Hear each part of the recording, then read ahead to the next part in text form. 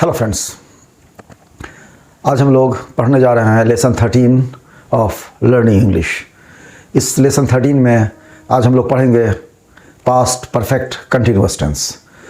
और past perfect continuous tense को पढ़ते हुए सबसे पहले हम इसे डिफाइन करेंगे। तो let us define past perfect continuous tense.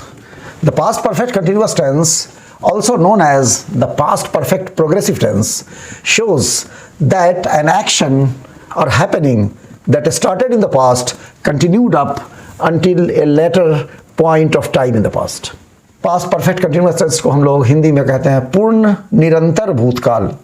पूर्ण निरंतर भूतकाल, पूर्ण निरंतर भूतकाल जिसे पूर्ण प्रगतिशील भूतकाल भी कहते हैं।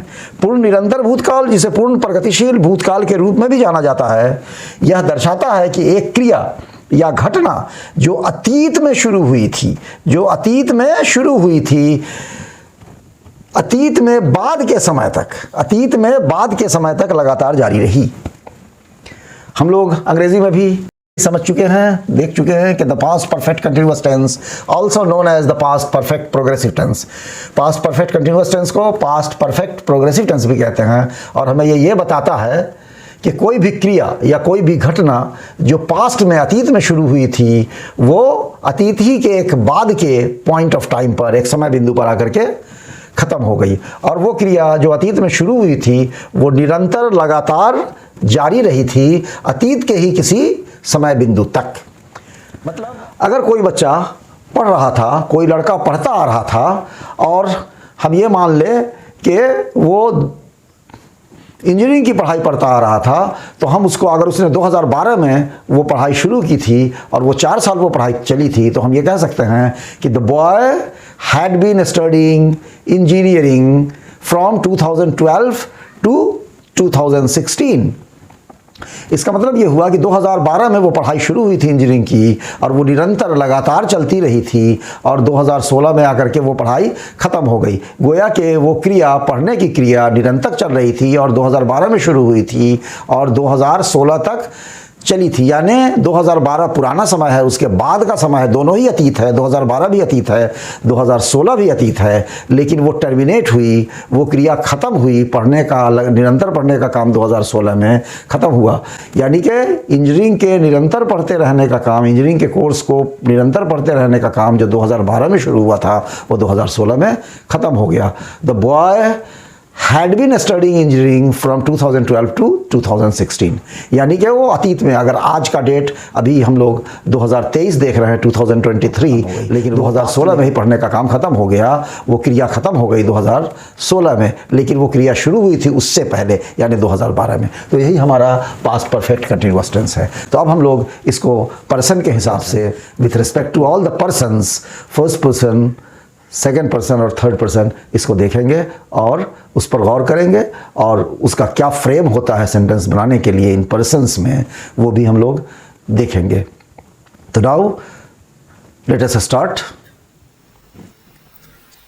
हम लोग अब पढ़ने जा रहे हैं पास्ट परफेक्ट कंटिन्यूअस टेंस। इस टेंस के अंदर जो सेंटेंस आते हैं, जो भी सेंटेंस हम लोगों का होता है, जो भी सेंटेंसेस होते हैं, उन सेंटेंसेस का या किसी भी पर्टिकुलर सेंटेंस का जो फ्रेम होता है वो ये होता है कि subject plus had been plus present participle. Present participle मतलब कि वर्ब में आईएनजी लगा दिया जाए तो वो प्रेजेंट पार्टिसिपल बन जाता है। अगर किसी वर्ब में जैसे गो, तो गोइंग हो जाएगा उसका प्रेजेंट पार्टिसिपल। लेकिन ऐसा कोई वर्ब हो जैसे कम, जिसके आखिरी में ई हो, या फिर टेक, लेना जिसको हम कहते हैं, उसके आखिरी में भी, उसके लास्ट में भी ई लगा हुआ है, तो उस ई को हटा करके आईएनजी लगाया जाता है। तो इसका फ्रेम यही होता है कि subject plus had been plus present participle. अब इसका कुछ हम लोगों ने एग्जांपल्स लिया है, कुछ उदाहरण, कुछ मिसालें हैं इसकी। आई हैड बीन गोइंग, मैं जाता रहा था। ही हैड बीन गोइंग, वह जाता रहा था। यू हैड बीन गोइंग, तुम जाते रहे थे और तुम लोग जाते रहे थे, या फिर आप जाते रहे थे या आप लोग जाते रहे थे, क्योंकि यू सिंगुलर भी है और प्लूरल भी है। और हमारे इंडियन सब कॉन्टिनेंट में यू का मतलब तुम भी होता है और आप भी होता है। यू जो है वो सेकंड पर्सन सिंगुलर नंबर भी है और you second person plural number भी है। अब आगे हम लोगों ने एग्जांपल लिया है कि Anil and Mohan had been going, Anil और मोहन जाते रहे थे। अब इसके बाद हम लोगों ने जो एक फ्रेम लिया है वो कुछ इस तरह है कि subject plus had been plus present participle plus for और प्लस टाइम पीरियड। जैसे कोई काम अगर कोई एक लंबी मुद्दत तक करता रहा है, 2 महीने तक करता रहा है, 2 साल तक करता रहा है, या 20 सालों तक करता रहा है, तो वो टाइम पीरियड रहेगा, उसमें फॉर लगेगा। तो उसमें टाइम पीरियड तो लगाना होगा और उसके आगे फॉर लगाना होगा। अब जैसे एक सेंटेंस हम लोग हिंदी में देख लें, मोहन 4 सालों तक इंजीनियरिंग की पढ़ाई करता रहा था। मोहन 4 सालों तक इंजीनियरिंग की पढ़ाई करता रहा था, क्योंकि इंजीनियरिंग 4 साल का ही कोर्स होता है आमतौर से। तो मोहन 4 सालों तक या 4 सालों तक इंजीनियरिंग पढ़ता रहा था। तो इसको हम लोग इंग्लिश में इस तरह लिखेंगे कि Mohan had been studying engineering for 4 years। अब हम लोगों ने कुछ सेंटेंसेस लिए हैं जो फर्स्ट पर्सन सिंगुलर नंबर का है, और फिर फर्स्ट पर्सन प्लूरल नंबर का है, फिर सेकंड पर्सन सिंगुलर नंबर का है, और सेकंड पर्सन प्लूरल नंबर का है। वर्ब हम लोगों ने ओ लिया है। तो जैसा कि हमारा फ्रेम था कि सब्जेक्ट होगा, हैड बीन होगा और प्रेजेंट पार्टिसिपल लगेगा। तो प्रेजेंट पर गो का प्रेजेंट पार्टिसिपल गोइंग होता है। तो आई हैड बीन गोइंग, मैं जाता रहा था, ये पास्ट परफेक्ट कंटिन्यूअस टेंस के फर्स्ट पर्सन सिंगुलर नंबर का सेंटेंस है, मैं जाता रहा था, और इंग्लिश में आई हैड बीन गोइंग। उसी तरह फर्स्ट पर्सन प्लूरल नंबर हम लोग वी को मानते हैं, तो वी हैड बीन गोइंग, हम लोग जाते रहे थे। Second person singular number you had been going, आप जाते रहे थे या तुम जाते रहे थे। आप जाते रहे थे या तुम जाते रहे थे। और यू हैड बीन गोइंग, ये सेकंड पर्सन का प्लूरल नंबर के तौर पर हम लोग ले रहे हैं, जिसका मानी हुआ आप लोग जाते रहे थे या तुम लोग जाते रहे थे। इस तरह से फिर हम लोगों ने पास्ट परफेक्ट कंटिन्यूअस टेंस में एक अलग पेज खोल रखा है, और इसमें हम लोगों ने थर्ड पर्सन को लिया है। थर्ड पर्सन सिंगुलर नंबर को, थर्ड पर्सन प्लूरल नंबर को। ही हैड बीन गोइंग, वह जाता रहा था। शी हैड बीन गोइंग, वह जाती रही थी। मोहन हैड बीन गोइंग, क्योंकि किसी का नाम जो होता है वो थर्ड पर्सन सिंगुलर नंबर होता है। Mohan had been going, Mohan जाता रहा था। Geeta had been going, Geeta जाती रही थी। Mahmood had been going, Mahmood जाता रहा था। दे हैड बीन गोइंग, वे लोग जाते रहे थे, या वह सब जाते रहे थे, या वह सब लोग जाते रहे थे। Anil and Mohan had been going, Anil और मोहन जाते रहे थे। अब हम लोगों ने थर्ड पर्सन में कुछ और एग्जांपल्स लिए हैं, जैसे अनिल, महमूद और मोहन जाते रहे थे। तो इसको इंग्लिश में कहेंगे Anil, Mahmood and Mohan had been going. और इसी तरह से है कि अनिल, अब इसमें हम लोगों ने 4 नाम लिया, अनिल, महमूद, मोहन और गीता जाते रहे थे। गीता एक लड़की है, और अनिल, महमूद और मोहन ये लड़के हैं या मर्द हैं, और गीता या तो लड़की है या कोई स्त्री है या कोई औरत है। तो उसको हम लोग ट्रांसलेट इस तरह से करते हैं, या उसके सेंटेंस को इस तरह से हम लोग बनाते हैं कि Anil, Mahmood, Mohan and Geeta had been going. Anil के बाद कॉमा होगा, महमूद के बाद कॉमा होगा, मोहन के बाद हम लोग एंड लगाएंगे, क्योंकि आखिरी नाम गीता होगा। तो मोहन के बाद एंड लगा करके गीता लिखेंगे, फिर हैड बीन गोइंग लिखेंगे। तो Anil, Mahmood, Mohan and Geeta had been going. अब हम लोगों ने एक पास्ट परफेक्ट कंटिन्यूअस टेंस में कुछ अलग एग्जांपल्स लिया है, और हम लोगों ने उसके लिए एक पेज खोल रखा है। इसमें कुछ सेंटेंसेस ऐसे हैं जो जरा लंबे हैं, लेकिन ये भी स्टूडेंट्स को इसकी जरूरत पड़ती है, और अंग्रेजी भाषा में, इंग्लिश लैंग्वेज में, अंग्रेजी जबान में इसका सीखना बहुत जरूरी है। अब इसमें एक चीज ये है कि हम लोगों ने पास्ट इंडिफिनिट और पास्ट परफेक्ट कंटिन्यूअस टेंस के कॉम्बिनेशन को लिया है। 2 क्लॉज हम कह सकते हैं कंबाइंड है, और वो मिलकर एक कंप्लीट सेंटेंस बनाते हैं। जैसे जॉन का वजन इसलिए कम हो गया था क्योंकि वह लंबे समय से जिम जाते रहे थे। जॉन कोई जेंटलमैन है, कोई अच्छे आदमी है, सम्मानित व्यक्ति है, तो जॉन एक सम्मानित व्यक्ति है, तो उनके लिए हम लोगों ने लिखा है कि जाते रहे थे। तो उनका वजन चूंकि ज्यादा था, तो जॉन का वजन इसलिए कम हो गया था, या जॉन का वजन कम हो गया था क्योंकि वह लंबे समय से जिम जाते रहे थे। इसको अंग्रेजी में कहेंगे John lost weight because he had been going to gym for a long time. उसी तरह से हम लोगों ने दूसरा एग्जाम्पल लिया है, मैं पूरे दिन अपने दोस्त राकेश का इंतजार करता रहा था जब वह आखिरकार रात को देर से पहुंचा। मैं पूरे दिन अपने दोस्त राकेश का इंतजार करता रहा था जब वह आखिरकार रात को देर से पहुंचा। I had been waiting for Rakesh my friend, Rakesh क्योंकि मेरा दोस्त है उसके लिए फिर माई फ्रेंड लगाया गया है कि I had been waiting for Rakesh my friend the whole day when he finally arrived late at night. तो I had been waiting past perfect continuous tense है, और ही फाइनली अराइव्ड ये पास्ट इंडिफिनिट है। तो दोनों क्लॉजेस को हम combine करके ये पूरा सेंटेंस इस तरह से बना है कि I had been waiting for Rakesh my friend the whole day when he finally arrived late at night.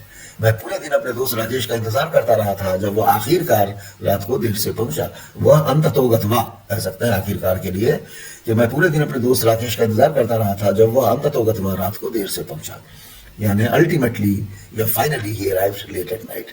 तो he arrived late at night past indefinite है, और I had been waiting for Rakesh my friend the whole day, ये clause जो है यहाँ पे इसको clause कहेंगे क्योंकि ये पास्ट परफेक्ट कंटिन्यूअस टेंस है। अब हम लोगों ने एक और एग्जांपल लिया है कि मोहन 20 सालों से फुटबॉल खेलता रहा था। मोहन एक फुटबॉल प्लेयर था और उसने 20 साल तक फुटबॉल खेला था, वो खेलता रहा था जब आखिरकार उसे चिकित्सकों ने रिटायर यानी कि निवृत्त होने का सुझाव दिया। यानी मोहन एक फुटबॉलर था जो 20 सालों से फुटबॉल खेलता रहा था, लेकिन कुछ हेल्थ ग्राउंड या कुछ ऐसे ग्राउंड्स आ जाते हैं उम्र जब ज्यादा होती है, तो इसमें ग्राउंड्स तो नहीं दिया गया है, लेकिन यह है कि 20 साल के बाद आखिरकार उसे डॉक्टरों ने, चिकित्सकों ने, फिजिशियंस ने उसको सुझाव दिया, उसको सजेस्ट किया, उसको मशवरा दिया कि तुम रिटायर हो जाओ। तो यह सेंटेंस हिंदी में इस तरह है कि मोहन 20 सालों से फुटबॉल खेलता रहा था जब आखिरकार उसे चिकित्सकों ने रिटायर होने का सुझाव दिया। तो Mohan had been playing football, ये पास्ट परफेक्ट कंटिन्यूअस टेंस है। Mohan had been playing football for 20 years, ये पास्ट परफेक्ट कंटिन्यूअस टेंस है। व्हेन, जब, he was finally suggested by the physicians to retire, डॉक्टरों ने उसे 20 साल फुटबॉल खेलने के बाद, जब खेलता रहा था, उसको सुझाव दिया कि आप फुटबॉल ना खेलें, आप रिटायर हो जाए। तो Mohan had been playing football for 20 years, ये पास्ट परफेक्ट कंटिन्यूअस टेंस है। और he was finally suggested by the physicians to retire, ये पैसिव वॉइस है पास्ट इंडेफिनिट का। इस तरह से हम लोगों ने अपने पर्सन्स के हिसाब से, पर्सन्स के एतबार से पास्ट परफेक्ट कंटिन्यूअस टेंस को पढ़ा और उसके एग्जांपल्स को देखा। तो अब हम लोगों ने थर्ड पर्सन सिंगुलर नंबर से एक और एग्जांपल लिया है। ये जो सेंटेंस है ये बड़ा हिस्टोरिकल सेंटेंस है। प्राचीन काल में, बहुत पुराने जमाने में नॉर्दर्न इंडिया, उत्तरी भारत से एक नदी बहती थी जिसका नाम था सरस्वती। अभी का मौजूदा जो प्रयाग है या इलाहाबाद जिसका पुराना नाम भी था, प्रयाग में जो त्रिवेणी संगम है, जहां 3 नदियों का संगम है, वो असल में संगम हुआ करता था गंगा और जमुना और सरस्वती, या गंगा, यमुना और सरस्वती नदी का। तो सरस्वती नदी का फ्लो अब बंद हो गया, और लेकिन उस त्रिवेणी का, तीनों नदियों के जो संगम का जो पॉइंट है, जो संगम बिंदु है, उसको आज भी त्रिवेणी कहते हैं। सरस्वती अब दिखाई नहीं देती। तो कोई भी नदी, जैसे हम लोग नाउन को प्रोनाउंस करते हैं, noun is the name of person, place और थिंग और एनीथिंग, तो एनीथिंग में नदी भी है।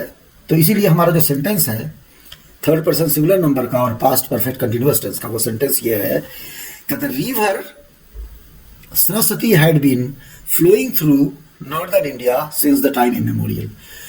हैड बीन फ्लोइंग, बहा करती थी, बहती रही थी, अब नहीं बहती सरस्वती।